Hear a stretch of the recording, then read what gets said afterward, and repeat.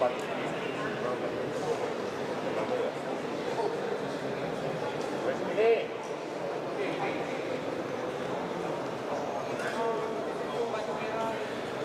hai.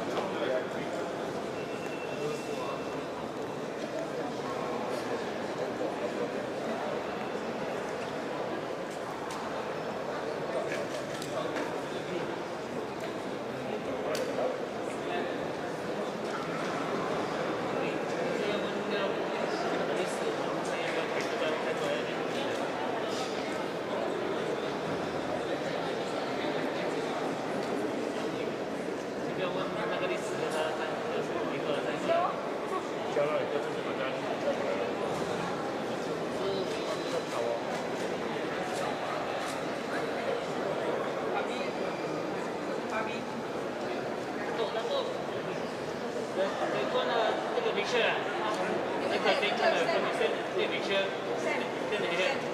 Send. Send here, take the picture. Come here, come here. Yes. For my send together. Okay.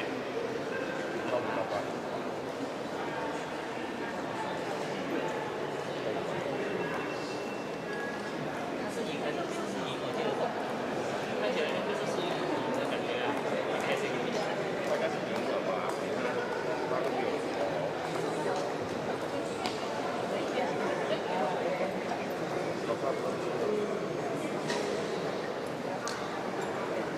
美女，美女，美女，美女，来，美女，美女，就你了，来，来，你叫那个沈可婷叫那个律师哦，去那边，在这里教我走过来就好了，拍个照片，然后跟他讲，他领导是吧？这样来点律师。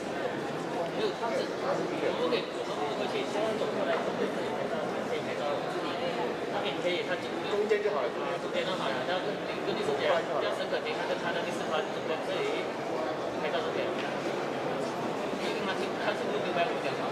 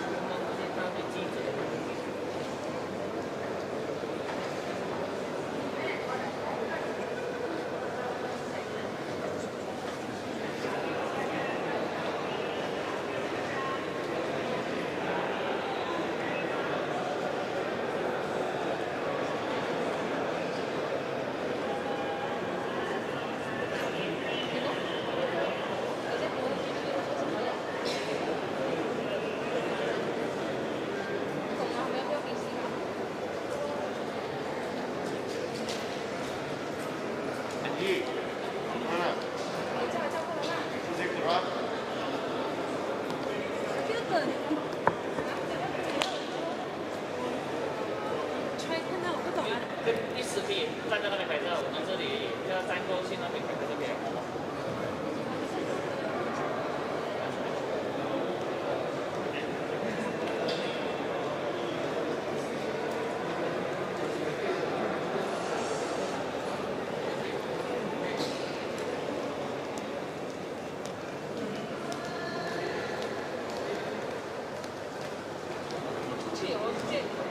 是啊。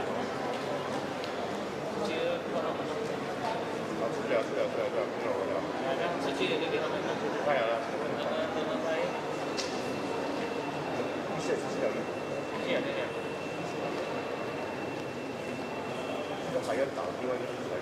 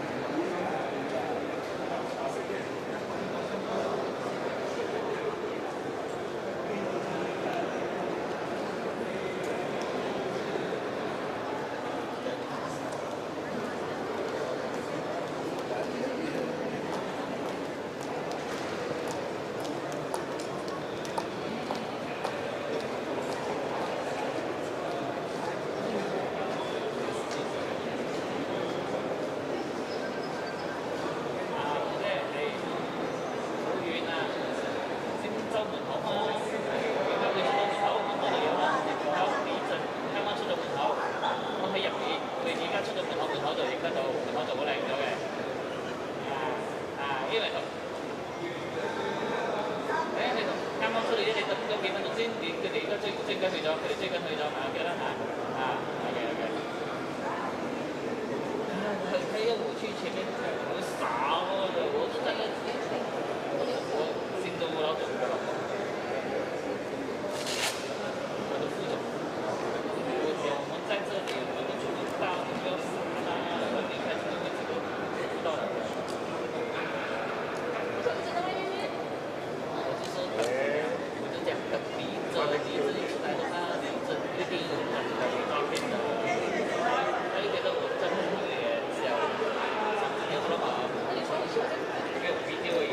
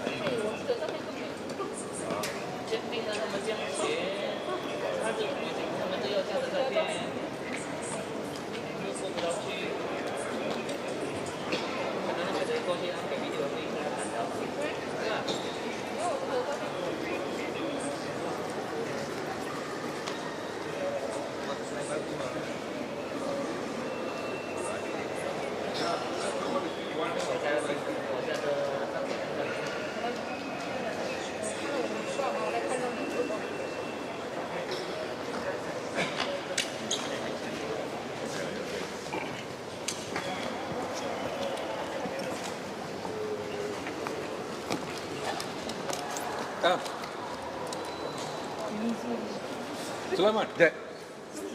Jack, okay. All right.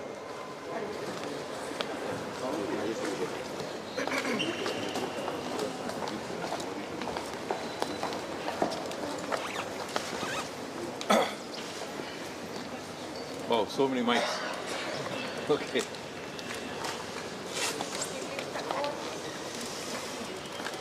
You all heard the verdict. The review has been, by the applicant, Dato Sri Najib, has been dismissed, 4-1. And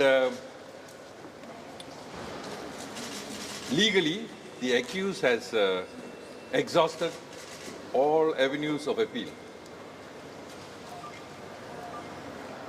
It is the hope of the prosecution that this will bring closure to the SRC hearing or the SRC case. This decision by the federal court is also a vindication that the charges against Dato Sri Najib are legally mounted and not politically motivated by the prosecution. And there's always a question, how do we feel the prosecution? I must tell you, there is no joy in a successful prosecution except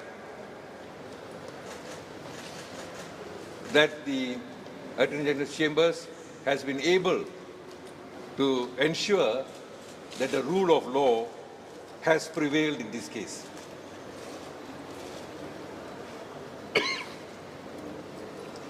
The SRC prosecution's biggest message is to politicians or other likely offenders is that this prosecution has shown that no man in this land is above the law.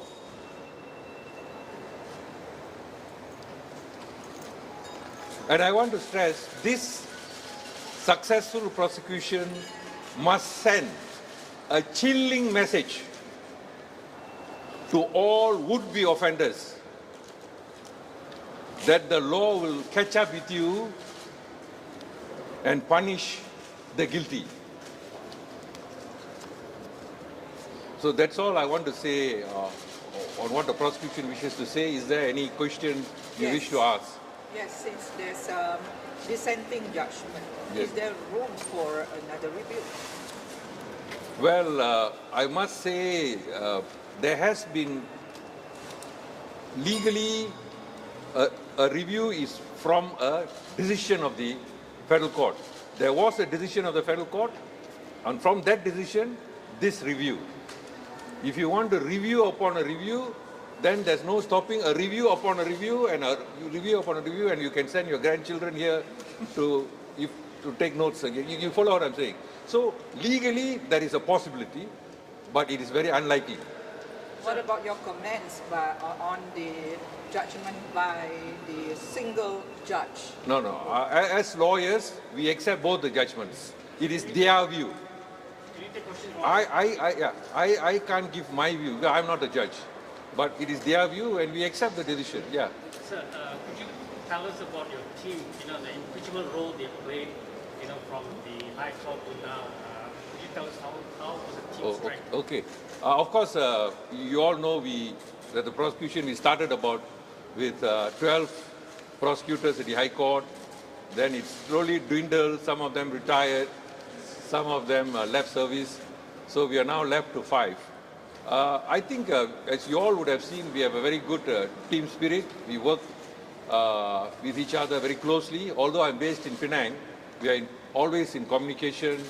And when they come to Penang, they come and see us. We discuss cases. And similarly, I come to the AGC and we meet up very often to be abreast with the development in this case. Yes. Anything else? Dato, what about Dato Sri Najib's appeal at the UN? Okay, that is actually something outside our judicial system.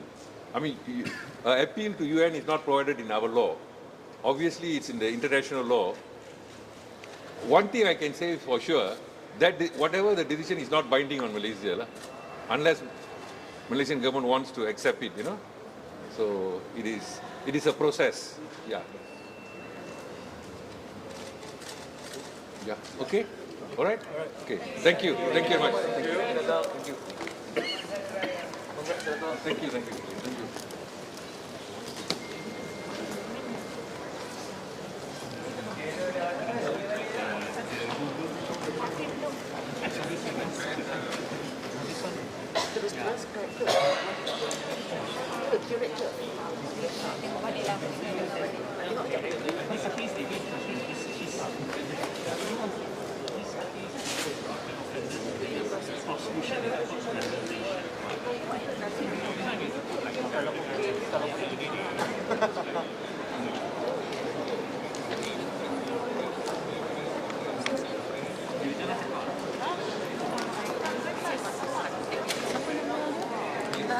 Sidang mana?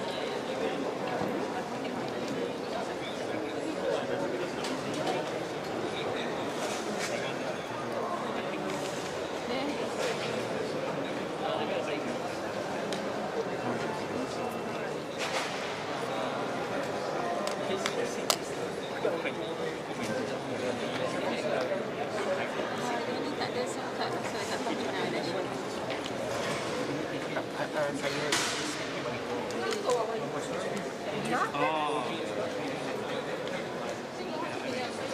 Check balik di kuartal ni.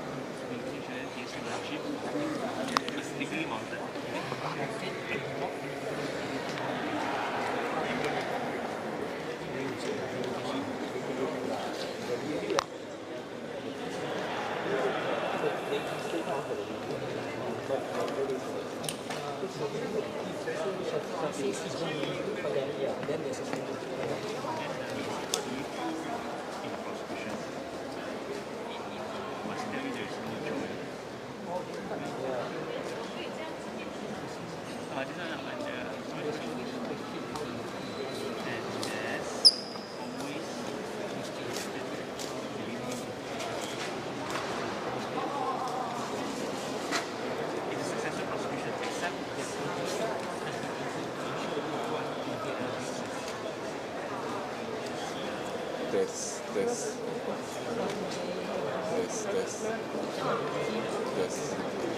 Yeah. Set the table. Test the table to ensure the flow of law is prevailed. I think this one can tie in the education. Hello, test. Okay. Shall we? Kena dengar balik sana. We gonna off dulu. Ini Pak Tengah beritahu kat I tau. I pun tak tahu. Ada budak yang bagi tahu I terus ni. Kalau Melayu of course dia tak boleh dia. Boleh tak ada. Untuk boleh dia tak ada. Ada try dah.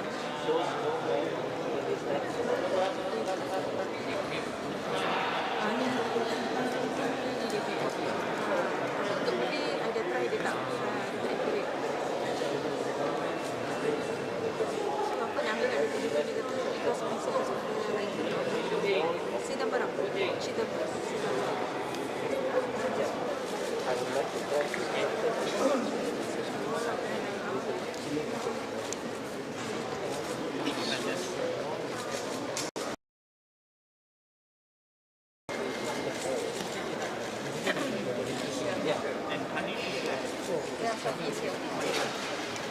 Ya Allah.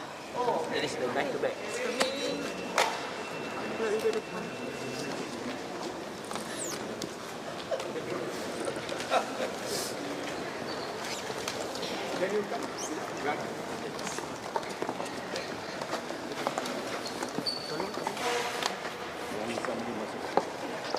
Just make it sound.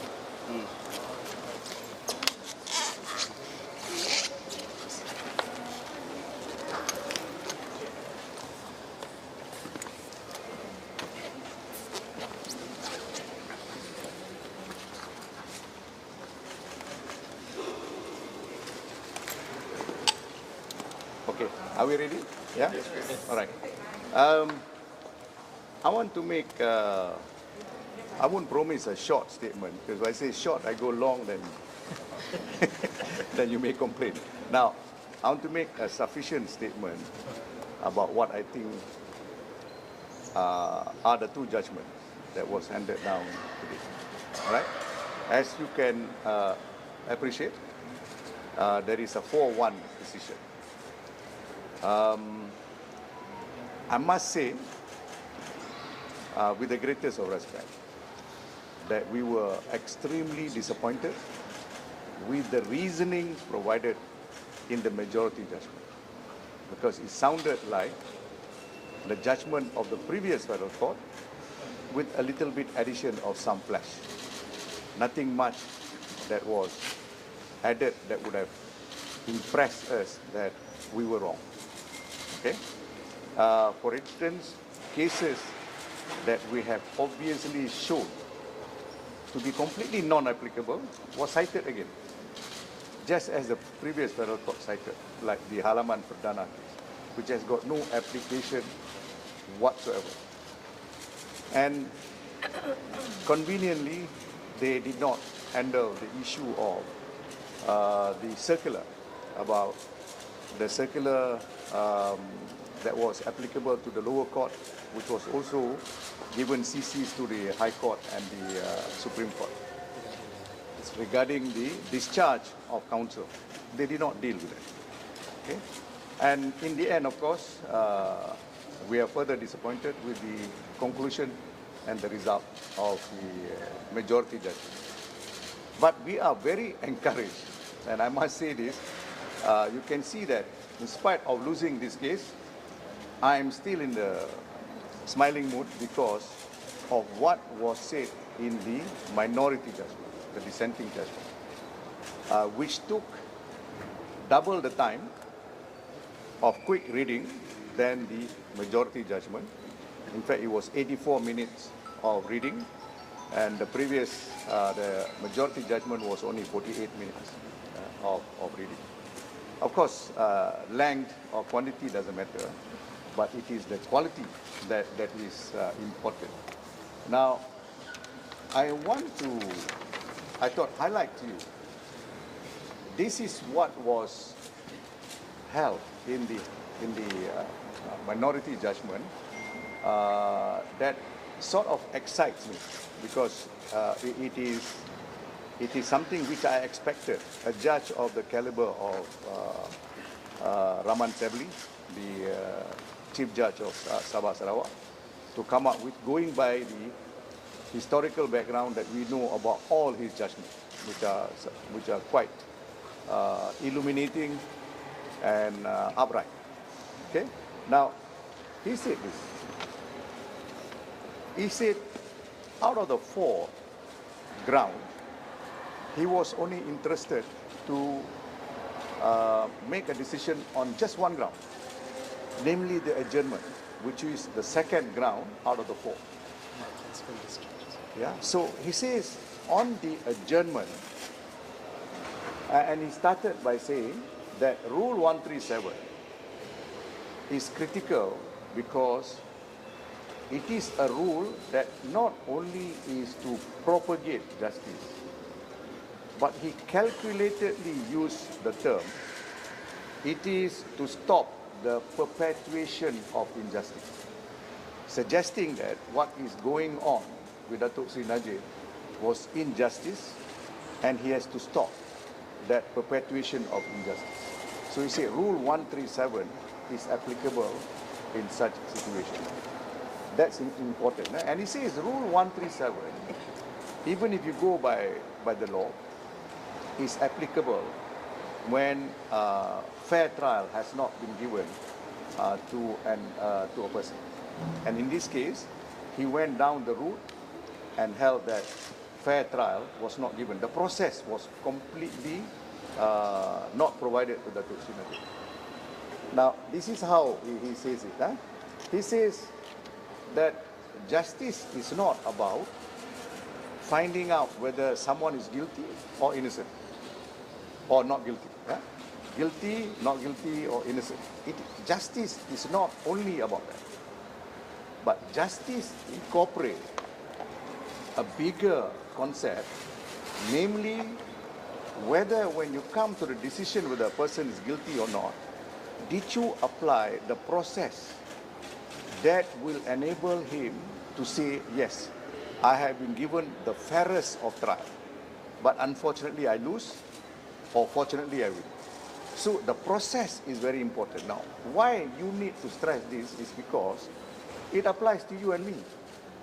Next time maybe it's not you, It could be your children, it could be your father, it could be anybody. If he is charged in court, you must be confident that the court will give you a process of fair trial.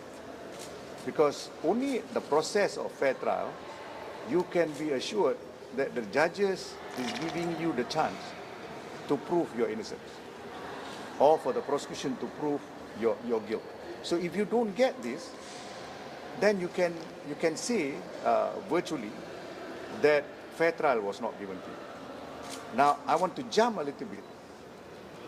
This judge in the minority held that there was no fair trial.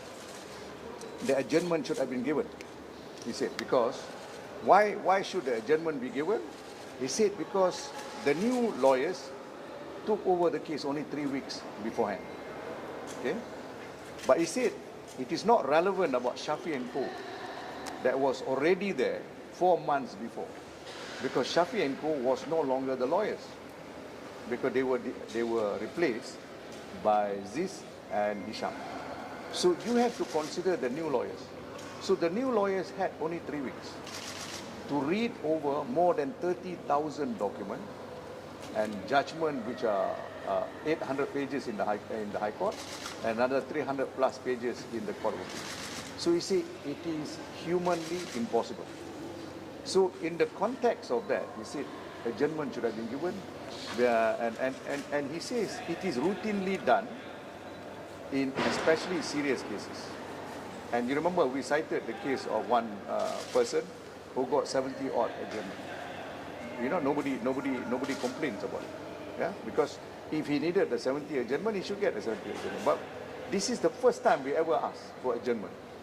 Never before in the history of Datuk Sri Najib.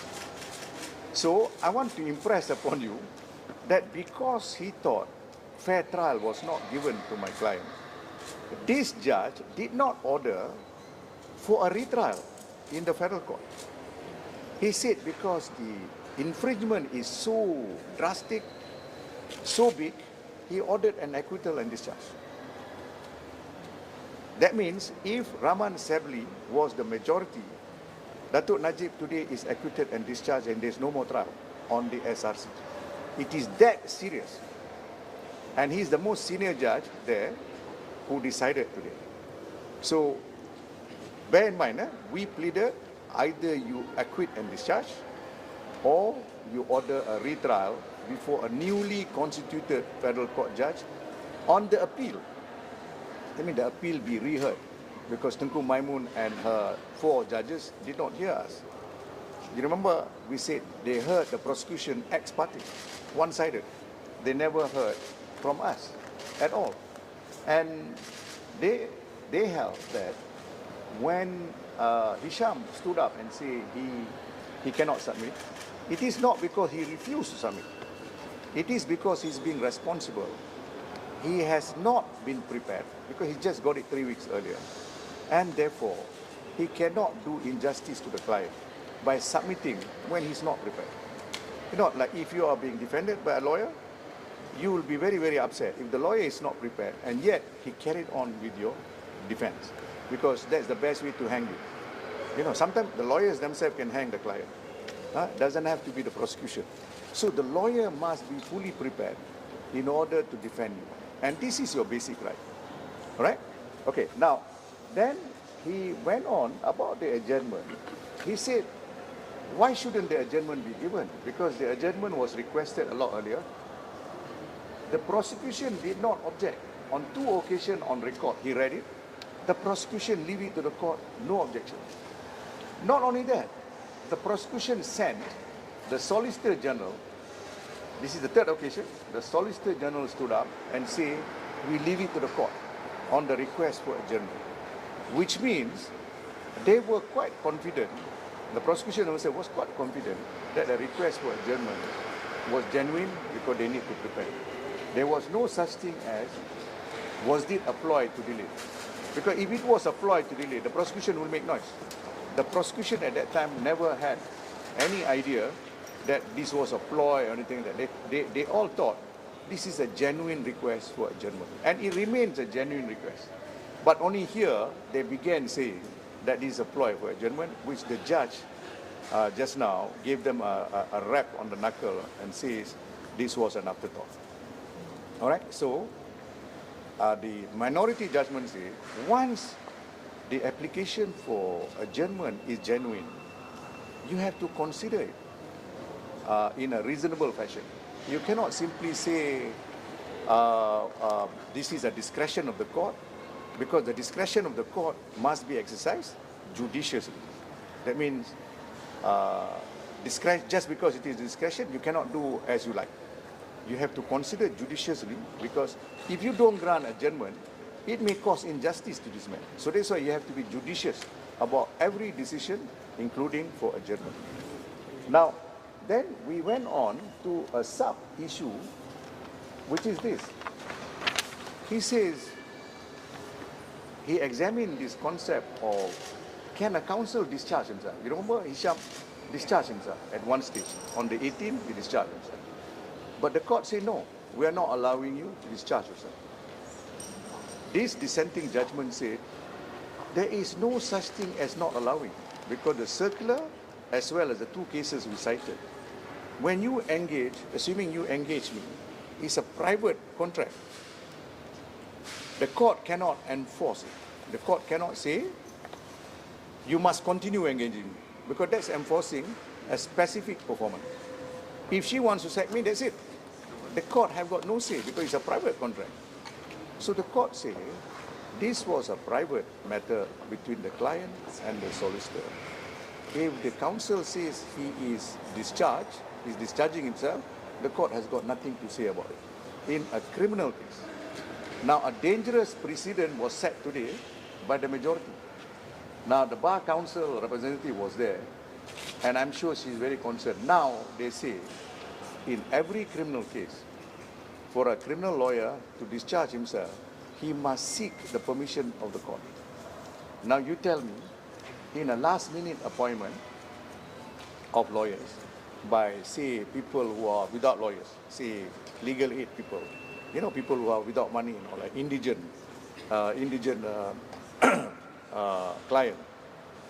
If suddenly they say they met you in court and they say, can you help me, can you defend me? No lawyers will accept, because the court will force them. You accept, you jalan the case, although I'm not prepared. That is the dangerous precedent which the court majority judgment has set. Whereas previously, if I'm not ready, I ask for an adjournment. The court always gives. I've never come across one single case where the court never gives it, unless it is habitual that you've been asking 5, 6, there's one case 17 times asking for adjournment, so the court can stop. But in a genuine case, in order to achieve justice, the court always gives you the adjournment. And the discharge of counsel is the counsel's privilege together with his client.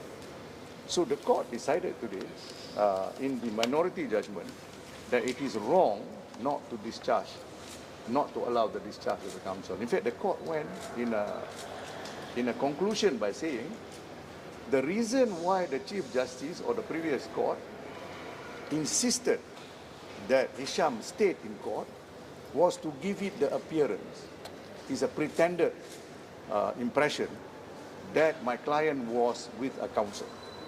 That's why it doesn't allow the discharge. That's very dangerous, because if you have a counsel that is not prepared, it is as good as not having a counsel. You remember the Chief Justice decided in one case, I did, it's called Yahya Hussein.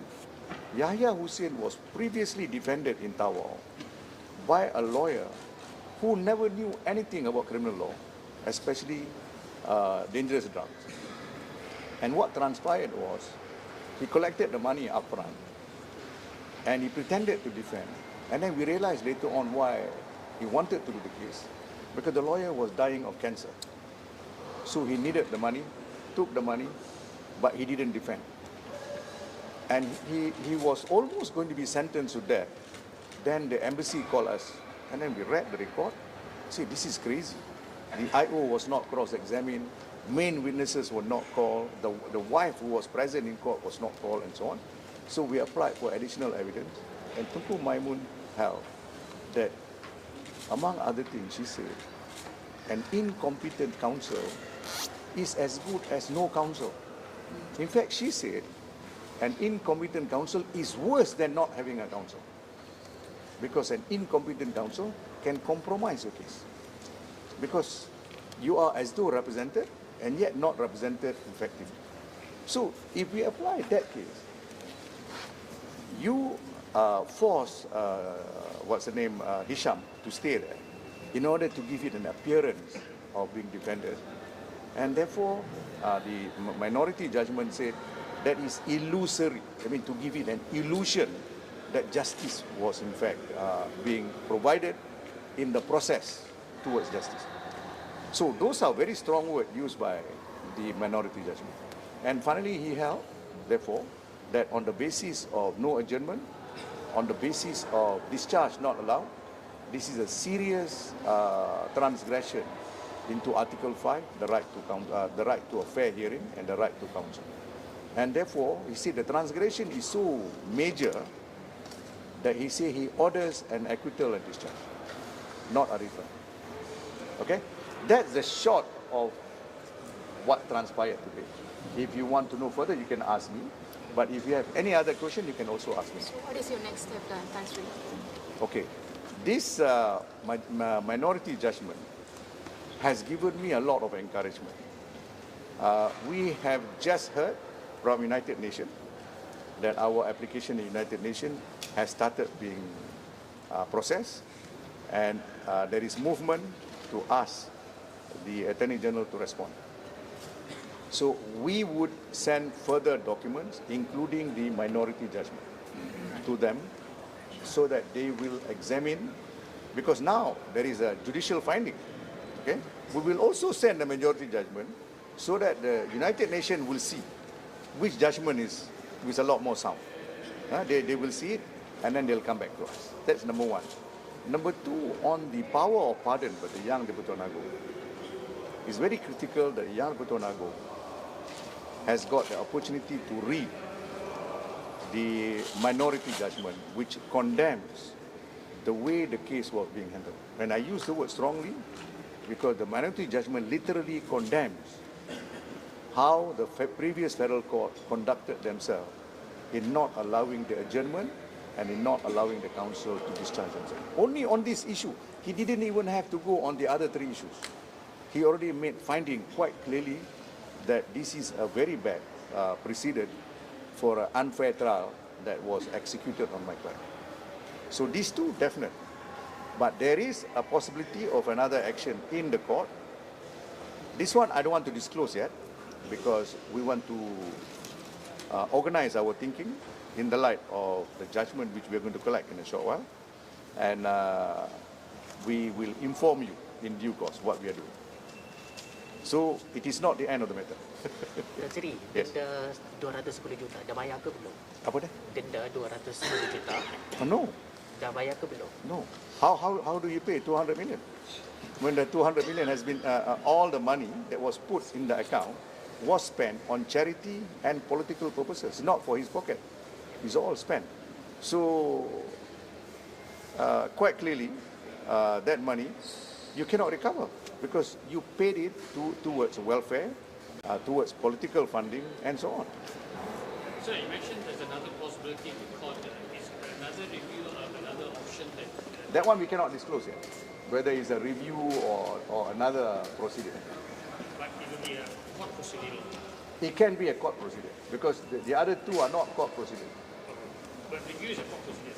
Yes, yes. Anything else? Datuk, Yes. I can comment. Earlier, the dissenting judgment mentioned that Datuk Sri Najib paid the price for the mistakes made by the lawyers. Would you like to comment on that? Thank you. I forgot about that. In fact, the word he used, you managed to decipher from that, because I thought that was a very strong point he made. The learned judge said that he paid a heavy price for the mistake of lawyers, which ought not to happen. Because if you exercise justice and process properly, a mistake of the lawyer is a mistake of the lawyer. If you want to punish a lawyer, there is contempt, there is disciplinary proceeding. The court never took contempt against the lawyers. So why should Datuk Sri Najib suffer? Especially when you have already determined, the prosecution also determined that the application for adjournment was genuine. It is not a ploy to delay, right? Okay, that's a good point. Yeah. So it's a very serious point. They made a finding that there is admission that the lawyers were at fault. The lawyers themselves admit. Yeah? So the lawyer's fault should not be attributable to the client. So early on, during the prosecution's press conference, Sidon mentioned that he hopes that the SRC case, but in fact says will end, no more litigation. How would you respond? No, I think SRC case very unlikely will end that fast. Very unlikely. Yeah, because I think my client is, even if my client gets, let's assume for a moment, he gets a pardon, I think he will still want to fight in court because he's very determined that he did nothing wrong. Okay? He was misled by people in the SRC. He never moved the money. He never had the control of the money because he was a prime minister. Why should he have anything to do with the account of SRC? So, well, we think this case it has been decided on grounds which are a bit difficult to comprehend. And that is the reason why we thought we should take it all the way. And we are surprised that the current federal court, the federal court just finished, didn't even allow. Why not allow him to re-argue the matter? Because he was not prepared the last time. What is the problem if you allow him to re-argue the matter? Is there a fear that he may get acquitted? Yes?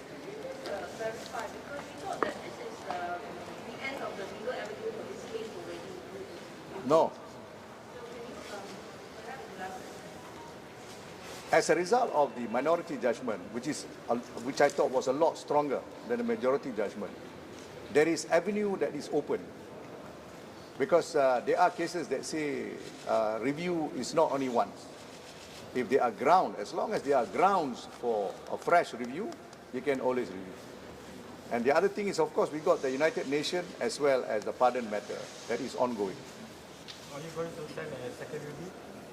Are you going to make... He just asked me. I said, I cannot tell you at this moment. Okay? Yes. Okay, thank you.